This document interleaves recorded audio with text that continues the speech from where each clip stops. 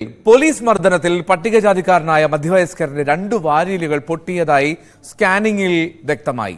Anthikad police സ്റ്റേഷനിലെ സിഐയുടെ നേതൃത്വത്തിൽ നടന്ന കരിക്ക് കൊണ്ടുള്ള മർദ്ദനം, അതിലാണ് വാരിയല് പൊട്ടിയത് എന്ന് ഇവർ പറയുന്നു. മുഖ്യമന്ത്രി അടക്കമുള്ളവർക്ക് പരാതി നൽകിയെങ്കിലും അന്തിക്കാട് സിഐ വിനീഷിനും പോലീസുകാരൻ അനൂപിനുമെതിരെ നടപടി ഉണ്ടായില്ല എന്നുള്ളതാണ് ഇവരുടെ പരാതി. വെളുത്തൂർ ക്ഷേത്രത്തിലെ ഉത്സവത്തിനിടെ ഉണ്ടായ പ്രശ്നങ്ങളെ തുടർന്നാണ് അരിമ്പൂർ സ്വദേശി സുനിൽകുമാറിനെ അന്തിക്കാട് പോലീസ് കസ്റ്റഡിയിലെടുത്തത്. സുനിൽകുമാറിന്റെ സഹോദരി പുത്രനടക്കം 15 പേരെ കസ്റ്റഡിയിലെടുത്തിരുന്നു. ഇവരെ പഴയ പോലീസ് സ്റ്റേഷൻ കെട്ടിടത്തിലെത്തിച്ച് കരിക്ക് തുണിയിൽ കെട്ടി ക്രൂരമായി മർദ്ദിച്ചെന്നാണ് പരാതി. സിഐ വിനീഷും പോലീസുകാരൻ അനൂപും ചേർന്നാണ് മർദ്ദിച്ചതെന്ന് സുനിൽകുമാറിന്റെ പരാതിയിൽ പറയുന്നു. നെഞ്ചിലും മുഖത്തും മർദ്ദിച്ചു. കരിക്ക് കൊണ്ട് 7 തവണ തുണിയിൽ പൊതിഞ്ഞ് ഇടിച്ചെന്നാണ് പരാതിയിൽ പറയുന്നത്.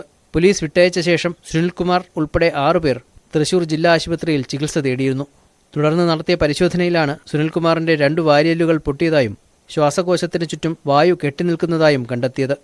ശസ്ത്രക്രിയയ്ക്കായി മെഡിക്കൽ കോളേജ് ആശുപത്രിയിൽ എത്തേണ്ടതുണ്ട്.